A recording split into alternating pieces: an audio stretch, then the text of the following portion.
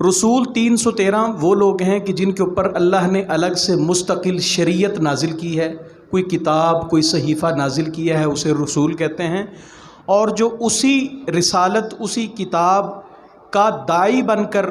بعد میں آئے اسے نبی کہتے ہیں۔ جیسے سیدنا ابراہیم علیہ السلام کی، سیدنا ابراہیم خود اللہ کے رسول ہیں، ان کے 2 بیٹے ان کی شریعت کے نبی ہیں، سیدنا اسحاق سیدنا اسماعیل،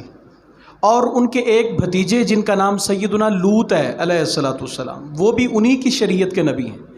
یعنی پیچھے کتاب سیدنا ابراہیم علیہ السلام کی ہے، باقی سارے کے سارے جو لوگ ہیں وہ سیدنا ابراہیم کی دعوت اور تبلیغ میں ان کے معاون ہیں، اس کو نبی کہتے ہیں۔ جیسے سیدنا موسیٰ علیہ السلام پر توریت اللہ نے نازل کی،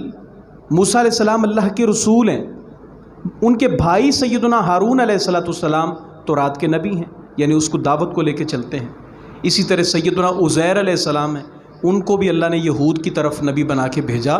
وہ بھی سیدنا موسیٰ علیہ السلام ہی کی شریعت کے داعی تھے۔ اللہ کہتے ہیں یہ ہمارے رسول ہیں، ہم نے ان میں سے بعض کو بعض کے اوپر فضیلت اور مقام عطا کیا ہے، ایک دوسرے کے اوپر برتری عطا کی ہے۔ وہ برتری مقام کے اعتبار سے ہو سکتی ہے، وقت کے اعتبار سے ہو سکتی ہے، ٹینیور کے اعتبار سے ہو سکتی ہے، وہ امت کی تعداد کے اعتبار سے ہو سکتی ہے، اور تمام تر جو برتری اور فضیلت آئی ہے وہ کس کے حصے میں؟ ہمارے محمد صلی اللہ علیہ وسلم کے حصے میں۔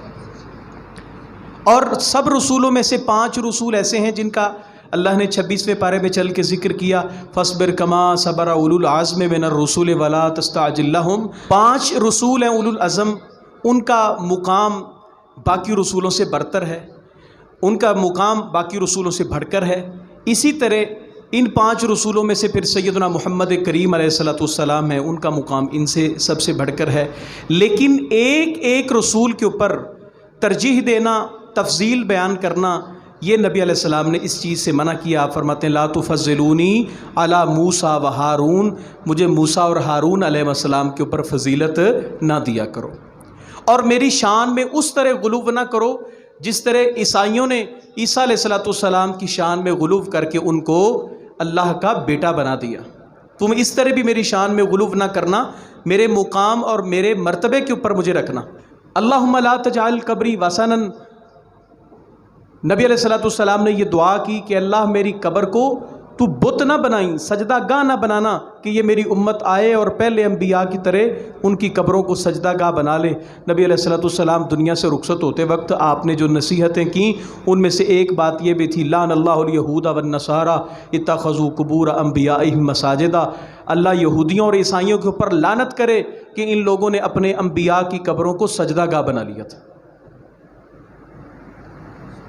اس کے بعد ایک آیت اللہ کہتے ہیں یا ایھا الذین آمنوا انفقوا مما رزقناکم من قبل ان یأتی یوم لا بیع فیہ ولا خلۃ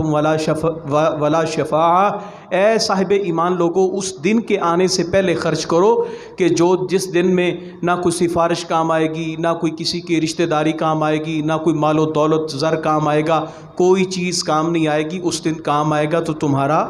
کیے ہوئے نیک اعمال کام آئے گا۔ اس دن کے آنے سے پہلے پہلے خرچ کر لو کہ جس دن اللہ نہ خواستہ اگر کسی انسان کے اعمال نیکیاں بدیاں برابر ہوتی ہیں، ایک نیکی کی ضرورت پڑ گئی تو اس وقت ماں نے نہیں پہچاننا کہ میں نے تجھے جنم دیا ہے، باپ نے نہیں پہچاننا کہ تو میرا بیٹا ہے، دوست احباب کہیں گے ہم تجھے جانتے نہیں، بیوی کہے گی وصاحبتہ وأخیہ وفصیلتہ التی تؤوی، قرآن کہتا ہے کہ بیوی نہیں پہچانے گی کہ تیرا کبھی میرے ساتھ کوئی تعلق رہا ہے کہ نہیں رہا۔ اس دن کے آنے سے پہلے خرچ کر لو۔